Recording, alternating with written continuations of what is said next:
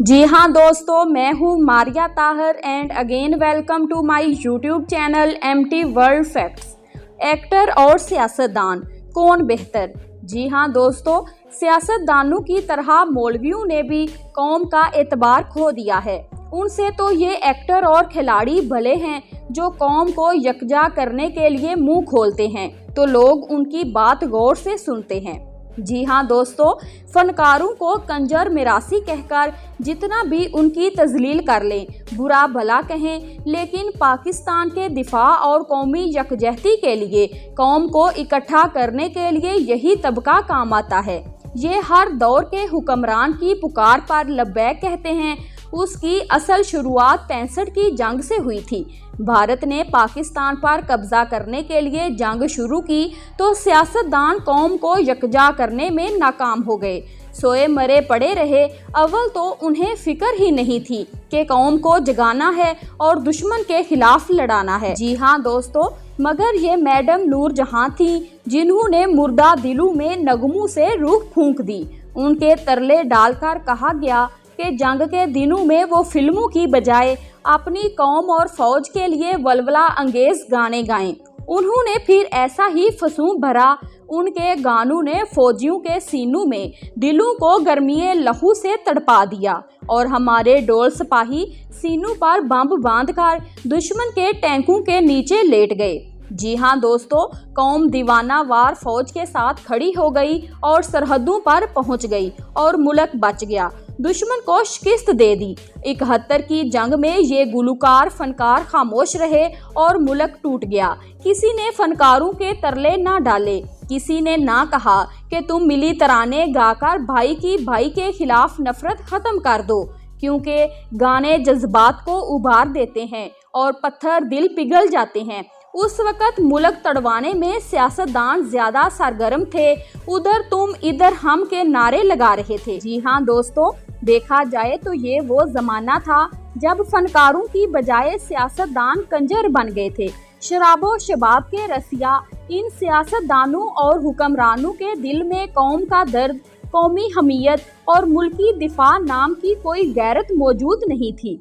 जी हाँ दोस्तों, गोया मुल्क बचाने और अपने सियासी प्रचार के लिए सियासतदानों से ज्यादा इन एक्टरों और खिलाड़ियों का किरदार नुमायां और नागुज़ेर रहा है। इस मुल्क में अब सियासी जलसों की रौनक और कुव्वत बढ़ाने के लिए 3 तबके ही ऐसे बचे हैं: मौलवी, फनकार और खिलाड़ी। सियासतदान किस मर्ज की दवा हैं?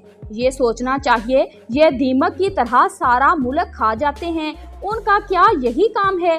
मुल्क में निफाक पैदा करना, करप्शन के नित नए तरीके बताना, कब्जा ग्रुपों और बदमाशों की मदद से नेटवर्क चलाना, घटिया नारों से कौम का मिजाज बदलना, समाजी तफरीक पैदा करना और मुश्किल आने पर मुल्क से भाग जाना या दुश्मन से सपारी ले लेना।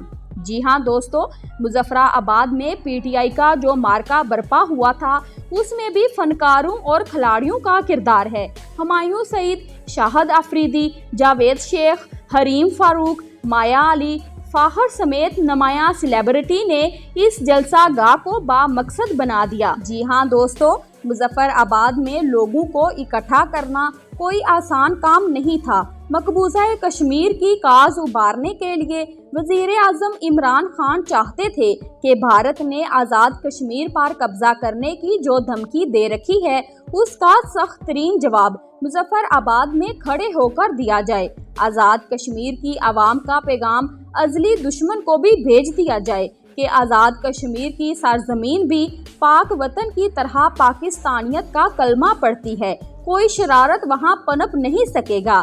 लेकिन लोगों को इकट्ठा करना कोई आसान नहीं था। जी हाँ दोस्तों, इमरान खान ने बहरहाल इसका हल निकाला। चंद साल पहले तक ये कार दुश्वार पटवारियों और पुलिस की मदद से हल किया जाता था, मगर इमरान खान ने खिलाड़ियों और फनकारों की मदद से सियासी जलसों में लोगों को इकट्ठा करने का क्रेज दिया। उसने सोच बदलने का अंदाज बदला, लोगों को सियासी शऊर देने के लिए बल्ला और गिटार बुलंद किया। जी हाँ दोस्तों, इमरान खान ने अपनी सियासी तगोदो के दौरान ही खिलाड़ियों की मदद और फनकारों की मदद से जलसों में अपना लोहा गर्म करके दिखाया तो फिर ये रवाज ही बनता चला गया। बाद अज़ां ये देखा गया कि जलसे बाकायदा सियासी शो का रूप अख्तियार करते चले गए हैं। डीजेस के बगैर कोई जलसा सियासी शो में ना बदलता। धूम धमाल गाने, अपने लीडर के नाम से मंसूब गीतों पर शाम कलंदर, ये ऐसा रिवाज बढ़ा कि सियासी कायदीन को समझ आ गई कि अब ग्लैमर के बगैर सियासी जलसे करना मुश्किल हो गया है। जी हाँ दोस्तों, अवाम उनकी चिकनी चुपड़ी बातों से आजिज़ आ चुकी है। उनको लुभाने के लिए कोई दाम फरेब कारगर नहीं होगा, मां सवाए इलेक्शन के। जब वो पैसा लुटाते हैं तो लोग उन्हें समेटने पहुंच जाते हैं। सियासतदानों ने फ्रॉड करके सियासत का सत्यानाश किया, अपना एतबार और किरदार खो दिया है। अब तो यकीन हो चला है कि पाकिस्तान के पैदाइशी जायचे में सियासतदानों को ग्रहण लगा है। ये दीमक ज़दा लोग कौम में ताज़ा रूह फूंकने से कासर हो चुके हैं। जी हाँ दोस्तों, इसका तो फिर यही इलाज है कि सियासतदानों को गुड बाय कह दिया जाए।